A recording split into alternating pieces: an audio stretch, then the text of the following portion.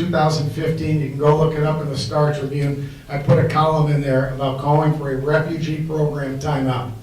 And the reason that I did that is because of what I saw across the state of Minnesota and our nation with problems of assimilation and terrorism associated with refugees. And mostly from places like Somalia, countries that hate America. So I think we need to have a timeout. We need to figure that out, what's going on. We go to our neighboring city just up the road in Faribault. I sat down with one of the bank presidents a couple weeks back and some of their leaders there, and they'll tell you the city of Faribault is changing. The city of Faribault is under pressure. A lot of their kids are coming to school down in Medford and elsewhere because the school system is under pressure. And it has to do with all these resettlements.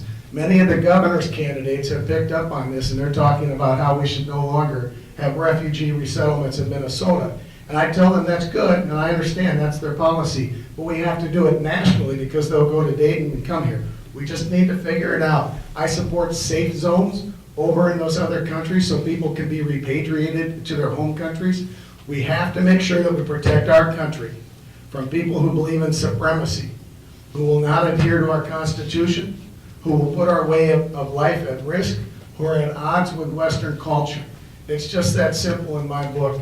And I would be someone, and it was like 3 months later, President Trump waded into the issue after we had called for a timeout. So we are lockstep right down the line on that issue.